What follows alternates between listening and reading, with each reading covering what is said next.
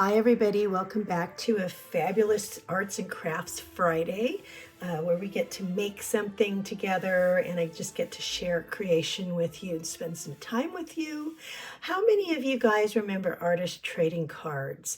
I love this book. This has always been one of my favorite books by Bernie Berlin, and it's called Artist Trading Card Workshop.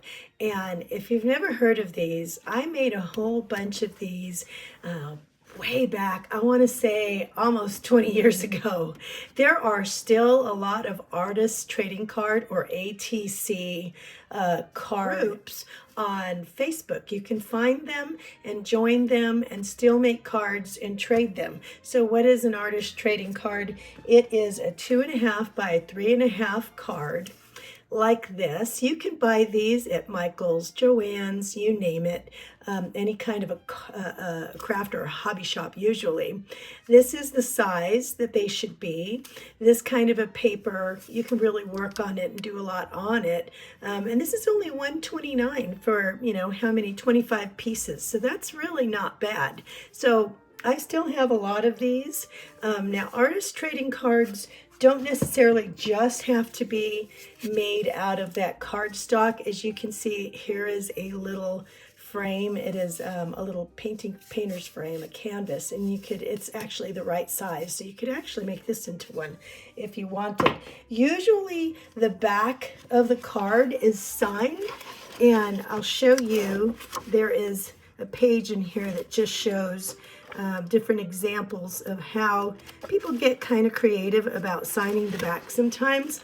And you don't have to be, that creative as much as they are, but you can see they have thought of different ways to put their signature on the back. And usually what people will do is put the date they made it, if it's one out of how many, of a series, what it's called, maybe what the series is called, because there could be challenges within a group where maybe they say, well, we're all doing something purple, so the theme is purple. So you're going to write the theme on the back as well. And then maybe your contact information. That way you can be sent cards as well.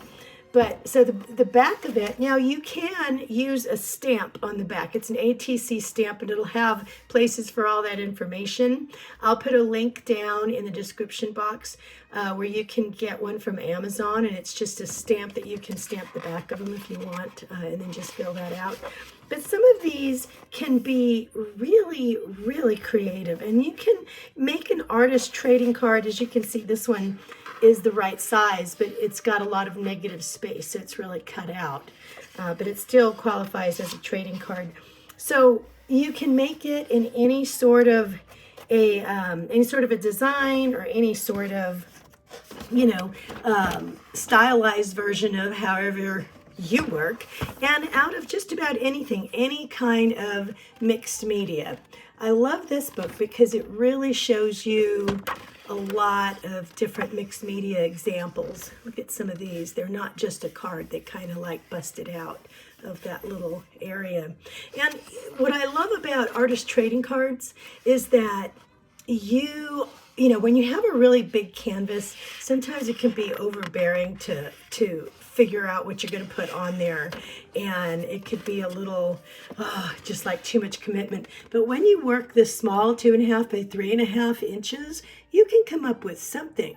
And you can use pieces of magazines, you can use stamps, you can do watercolors, you can do ink, you can do whatever you want. You can use wax relief, you can use, little bits of napkin, whatever, and just work on top of that and build on that. And it is so fun.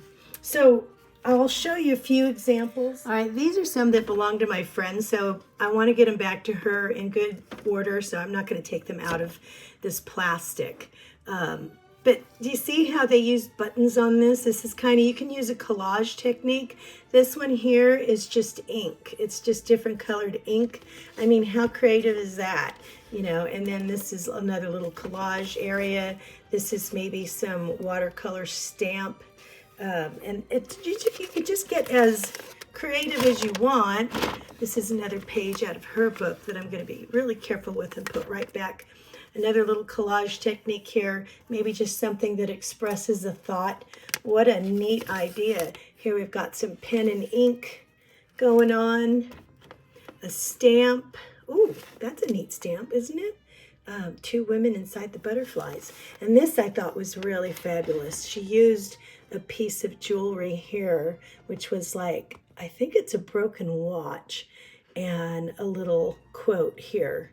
Time is too slow for those who wait, too swift for those who fear, too long for those who grieve, too short for those who rejoice, but for those who love, time is eternity. And what a neat quote. So you've got some watercolors here, some relief stamping, little collage. So what a neat, you can do all kinds of stuff with it. Here's an idea. I made this a really, really long time ago, and I was just starting to stamp some things. I don't remember when I made it. It's over 10 years, I think.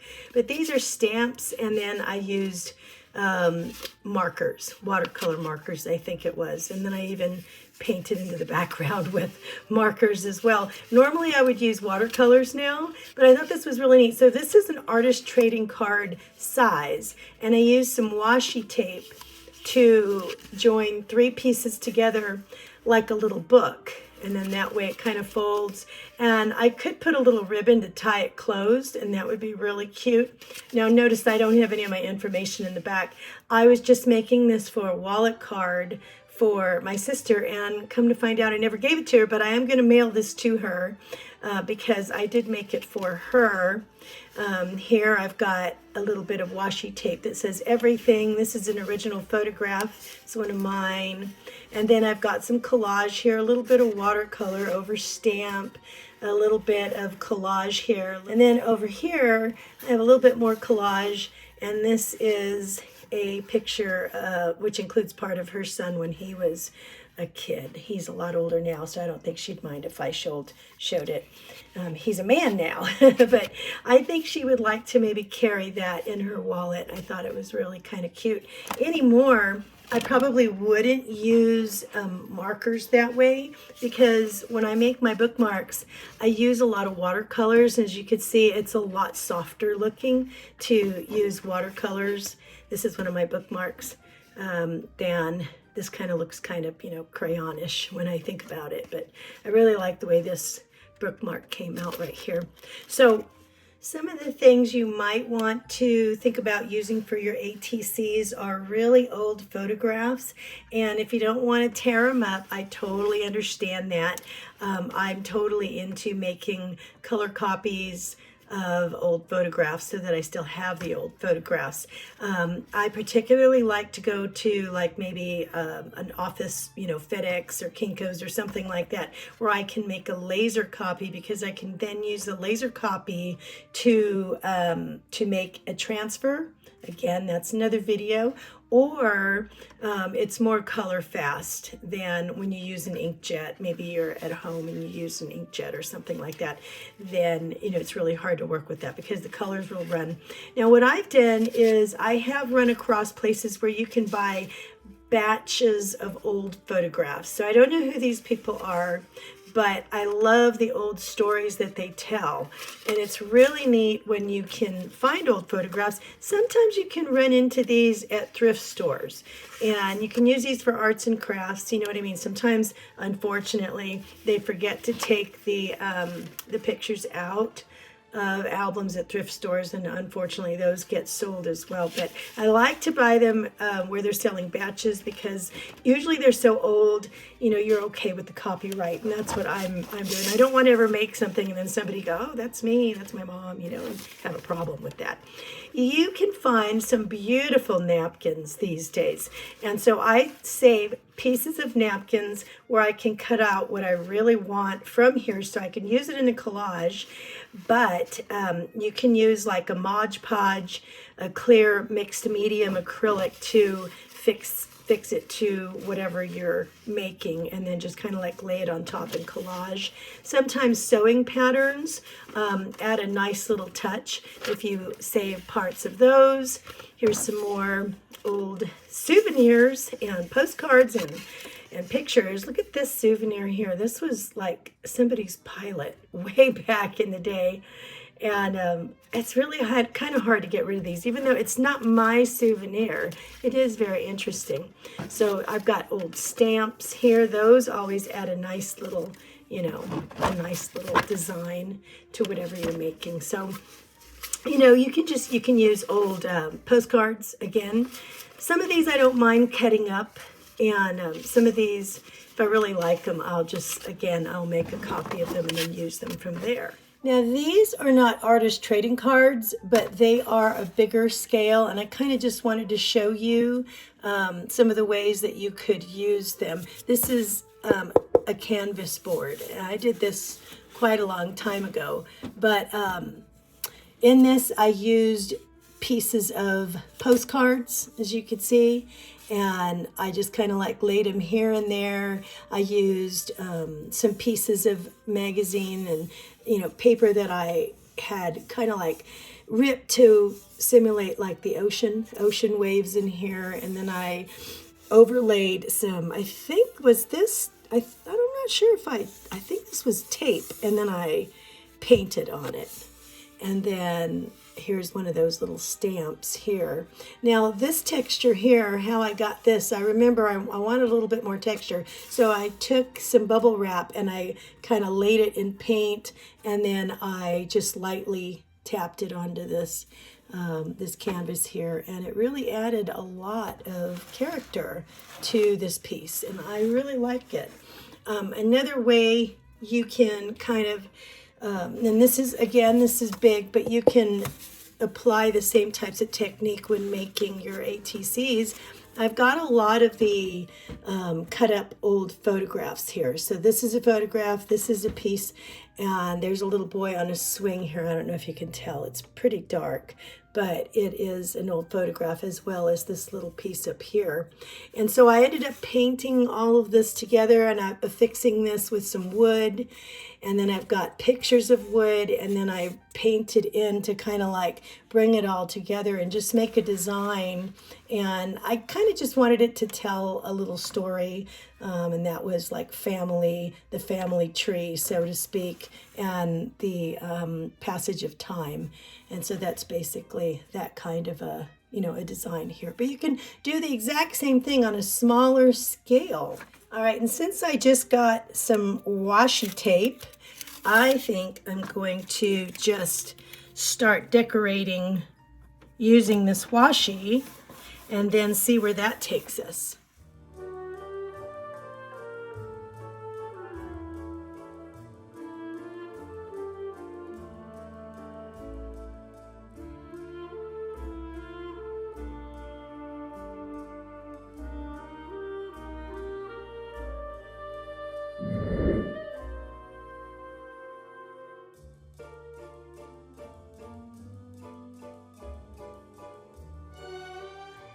All right, I needed to put a paper down here because I didn't want to get my canvas background dirty. But normally I like to paint it with watercolors or acrylics, and that would kind of take too long to dry. And I kind of wanted to just do something really fast with you guys. So what I'm going to use is some soft pastels because they're quick. They give you a nice amount of pigment, and they're very forgiving. If you don't like it, you can just erase it. So I'm just going to put some of that pigment back here, and then maybe add a little bit of orange in for more of a sun effect up here. And I'm just going to take a little cotton ball and kind of rub it in.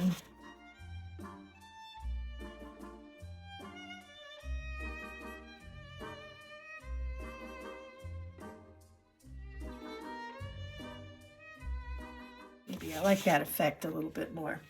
All right, and then this is all very warm, so I want to add in some sort of cool color pops. It's really warm. So how do I want to do that? Maybe a little bit of green here and there, and then a little bit of blue. There we go. And that just kind of like draws the eye around a little bit. All right, I like that. Now all this extra is going to get cut off.